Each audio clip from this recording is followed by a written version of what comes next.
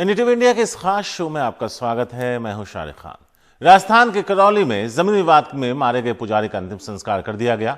पहले पुजारी के परिजन न्याय की मांग करते हुए अंतिम संस्कार नहीं करने पर अड़े थे।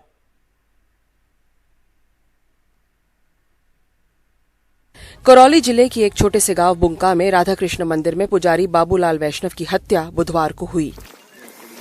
गांव की कुछ दबंग जाति के लोगों ने जमीन विवाद के चलते बाबूलाल को जला दिया। आक्रोशित परिवार वालों ने पहले तो अंतिम संस्कार करने से मना कर दिया।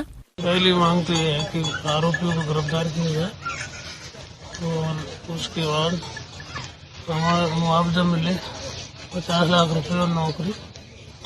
और इसके अलावा पुलिसकर्मी और पटवारी जो आरोपी है ये वो कर रहे हैं, उनका साथ दे रहे हैं, इनके साथ भी कार्रवाई हो और हमारी सुरक्षा हो सर। हम जब तक मांग पूरी नहीं होगी क्या होगा? मांग पूरी नहीं होगी जब तक हम सबको नहीं लाएंगे। मुद्दा राजनीतिक तूल भी पकड़ने लगा। भाजपा के एक दल ने वहां पहुंच के सरकार की कड़ी आलोचना की। जब तक इनका मांग पत्र पूरी नहीं हो जाएगी जब तक मैं यहाँ डटा रहूंगा। इसमें कोई राजनीति नहीं है। रात को प्रशासन ने कोशिश की कि रात को इसका दाह संस्कार कर दिया जाए, तो मैंने रात को चेतावनी दे दी थी और यहाँ लोग भी कुछ हमारे डट गए थे, इसलिए रात को दाह संस्कार हो गया। कुछ भी करना पड़े ऐसे जघन्य अपराध में न्याय दिला के ही हम रुकेंगे, चाहे पुलिस लाठी चलाए, चाहे गोली चलाए, चाहे गिरफ्तार करे, हम हटने वाले नहीं। लेकिन आखिरकार प्रशासन की समझाइश के बाद परिवार अंतिम संस्कार के लिए राजी हुआ।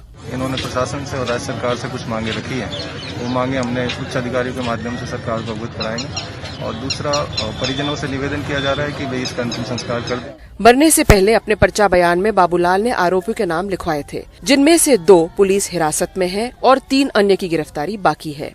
जयपुर से हर्षा कुमारी सिंह, एनडीटीवी इंडिया। बिहार में दूसरे दौर के चुनाव के लिए उम्मीदवारों के चयन को लेकर कल बीजेपी की केंद्रीय चुनाव समिति की बैठक हुई। इस बैठक में पीएम नरेंद्र मोदी, गृह मंत्री और रक्षा मंत्री राजनाथ सिंह मौजूद थे। बैठक की अध्यक्षता जेपी नड्डा ने की, जो पार्टी के अध्यक्ष हैं। बिहार में दूसरे चरण का चुनाव 3 नवंबर को है।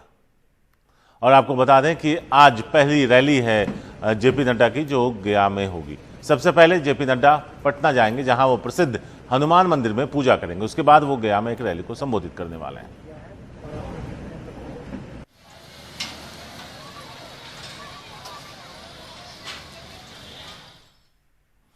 बिहार विधानसभा चुनाव के लिए कांग्रेस ने अपने स्टार प्रचारकों की लिस्ट जारी कर दी। इस लिस्ट में सोनिया गांधी, राहुल गांधी, प्रियंका गांधी के अलावा अमरिंदर सिंह और शत्रुघ्न सिन्हा के नाम हैं।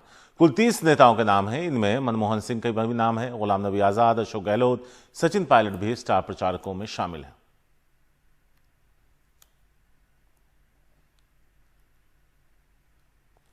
मुजफ्फरपुर जिले के मीनापुर विधानसभा से जेडीयू के उम्मीदवार मनोज कुशवाहा ने कार्यकर्ताओं के विरोध के चलते पार्टी सिंबल लौटा दिया। मनोज कुशवाहा इससे पहले मुजफ्फरपुर जिले के ही कुडनी विधानसभा से चुनाव लड़ते रहे, लेकिन इस बार कुडनी सीट भाजपा के खाते में चली गई तो मीनापुर से टिकट मिला। कार्यकर्ता और स्थानीय नेता उसका विरोध कर रहे थे। अब मीनापुर विधानसभा से मनोज कुमार को टिकट दिया गया। वहीं इस मामले पर पार्टी के प्रदेश अध्यक्ष वशिष्ठ नारायण सिंह का कहना है कि एक नाम के 2 व्यक्ति होने के चलते मनोज कुमार की जगह मनोज कुशवाहा को टिकट मिल गया था। बिहार का सियासी पारा धीरे धीरे चढ़ रहा है और पटना में वीरचंद पटेल मार्ग की भूमिका बिहार के चुनाव में इसलिए खास हो जाती है क्योंकि इसी सड़क पर कई पार्टियों के ऑफिसेज हैं। इसके अलावा क्या है उस सड़क पर खास, वो बता रहे हैं हमारे संवाददाता रविशंजन शुक्ला। बिहार में चुनाव है और मैं इस वक्त पटना के वीरचंद मार्ग पर हूं और यहां पर बिहार की 3 प्रमुख जो पार्टियां हैं, जेडीयू, आरजेडी और बीजेपी, इन तीनों ही पार्टियों के यहां पर मुख्यालय हैं। और यही वजह है कि जहां पर राजनीतिक पार्टियों के ऑफिसेस होते हैं वहां नेता होते हैं, और अगर नेता होते हैं तो वहां कुर्ता होता है। तो ये आप देख सकते हैं कि एक तरफ से करीब दर्जन भर कुर्ते की जो दुकान है वो यहाँ पर है और बहुत सारे जो कार्यकर्ता बिहार के अलग अलग जगहों से आते हैं वो यहीं पर अपने कुर्ते को सिलवाना पसंद करते हैं, क्योंकि यहाँ पर 2 घंटे में मात्र आपका कुर्ता सिल सकता है। यहाँ पर आप देखिए एलजेपी पार्टी के नेता यहाँ पर कुर्ता सिलवाने के लिए आए हैं। कहाँ से आए हैं नेताजी आप?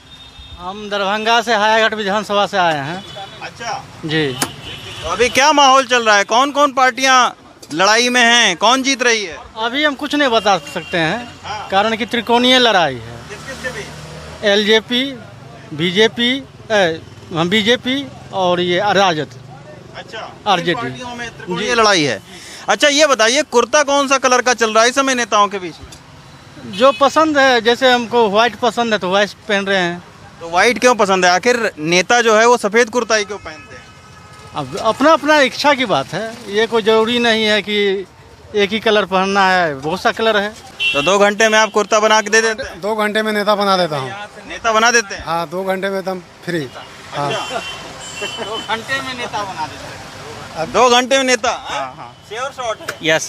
2 घंटे में यहाँ से नेता बनाकर भेजते हैं। हाँ? आते हैं कार्यकर्ता बनकर यहाँ से 2 घंटे में नेता बनाकर भेजते हैं। अच्छा, विधानसभा क्षेत्र से यहाँ पटना में आए हुए हैं।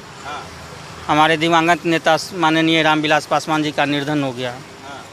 उन्हीं के शोक संदेश में हम लोग दीघा पर उनका प्रोग्राम थी। तो आपने श्रद्धांजलि दी और उसके बाद कुर्ता बनवाने पहुंचे। हाँ। तो कितने रुपए में नेता तैयार कर देते हैं? कितना पैसा लगता है?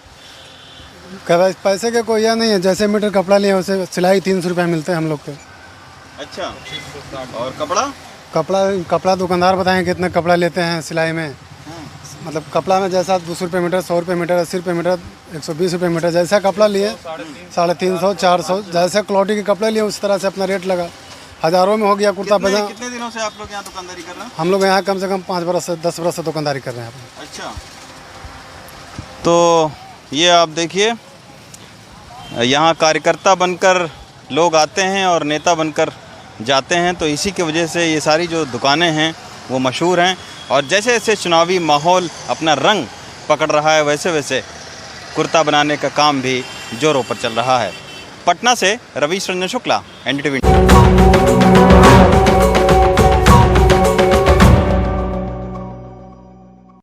को पावर्ड बाय गोल्डी छोले मसाला, जहां जाए रिश्ते बनाए गोल्डी मसाले। यूपी के देवरिया में कांग्रेस पार्टी के दफ्तर में एक कार्यक्रम के दौरान जमकर मारपीट हुई। कार्यक्रम के दौरान एक महिला कार्यकर्ता ने पार्टी के राष्ट्रीय सचिव और पूर्वांचल के सह प्रभारी सचिन नायक को गुलदस्ता फेंक कर मारा और थप्पड़ मारने की कोशिश की। इसके बाद वहां मौजूद सचिन नायक के समर्थकों ने उस महिला सहित उसके साथ आई 3 महिलाओं की जमकर पिटाई कर दी।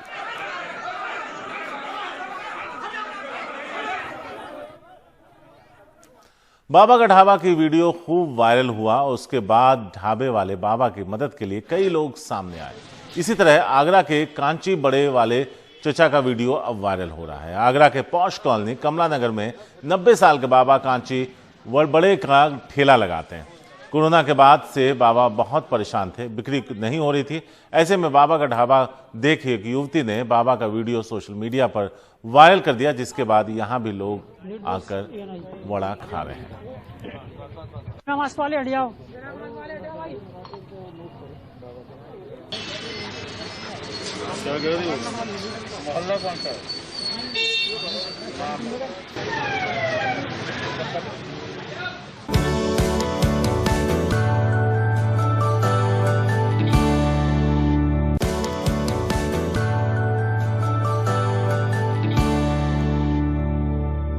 जम्मू कश्मीर में नदी के रास्ते आतंकियों को हथियार भेजने के पाकिस्तान के प्लान को सेना ने नाकाम कर दिया। सेना के मुताबिक कश्मीर के उस पार 250 से 300 आतंकी घुसपैठ की फिराक में।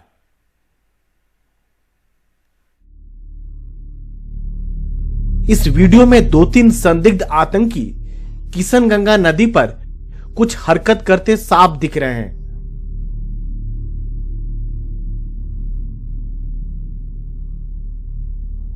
सेना को शक हुआ तो उसने कार्रवाई की तो पता चला कि यह हरकत पाक सेना की थी। टायर ट्यूब के जरिए पाक हथियारों का बड़ा जखीरा आतंकियों तक पहुंचाने की कोशिश में जुटा था। वक्त रहते सेना को इस करतूत की खबर लग गई और उसने पुलिस की मदद से हथियारों का जखीरा बरामद कर लिया। इनमें 4 AK-74 राइफल्स, 8 मैगजीन और 240 राउंड गोलियां बरामद हुई। करंट सेक्टर के अंदर नदी के पार, किशनगंगा के पार आज ट्यूब के माध्यम से 4 AK-74 और काफी तादाद का अम्यूनिशन आज पाकिस्तान ने हमारे इलाके में घुसने की कोशिश किया है और हमारे जवान जो सतर्क थे, हमारे सर्वेलेंस डिवाइसेस की मदौलत उस कैशे को आज हम पकड़ पाए हैं। ये मोटे तौर पे दर्शाता है कि पाकिस्तान के इरादों में कोई बदलावट नहीं आया है। सेना के मुताबिक पाकिस्तान लगातार कश्मीर में आतंकियों की घुसपैठ कराने के फिराक में है। अकेले कश्मीर से लगी LOC के उस पार 250 से 300 आतंकी घुसपैठ के इंतजार में लॉन्च पैड पर जमे हुए हैं। हमारा इंट एजेंसीज के अनुसार तकरीबन 250 से 300 तक टेररिस्ट लॉन्च पैड में है पाकिस्तान की तरफ, बट उनका लगातार कोशिश की बावजूद हम उनको रोक पाए हैं अभी तक। साफ है, अंतर्राष्ट्रीय दबाव के बावजूद पाकिस्तान की मंशा में कोई बदलाव नहीं आया है, लिहाजा सेना भी पूरी तरह चौकस है। नई दिल्ली से Rajiv Ranjan, NDTV India. Jammu Kashmir police की आतंकियों के खिलाफ कार्रवाई जारी है। कुलगाम और पुलवामा में हुए मुठभेड़ में पुलिस ने 4 आतंकियों को मार गिराने का दावा किया। दोनों जगहों से हथियारों की भी बरामदगी हुई है। सूरज निकले इससे पहले ही सेना, पुलिस और CRPF ने मिलकर कुलगाम में छुपे हुए आतंकियों को पकड़ने के लिए मुठभेड़ की तो जैश-ए-मोहम्मद का एक कमांडर और उसका साथी मारा गया। पुलिस कहती है कि अमेरिका की बनी एक M4 कार्बाइन और एक पिस्तौल मुठभेड़ के बाद बरामद की गई। एजेंसीज के अनुसार तकरीबन 250 से 300 तक टेररिस्ट लॉन्च पैड में है पाकिस्तान की तरफ, बट उनका लगातार कोशिश की बावजूद हम उनको रोक पाए हैं अभी तक। कुलगाम में हुई मुठभेड़ के कुछ ही घंटों में पुलवामा जिले में भी एक मुठभेड़ हुई।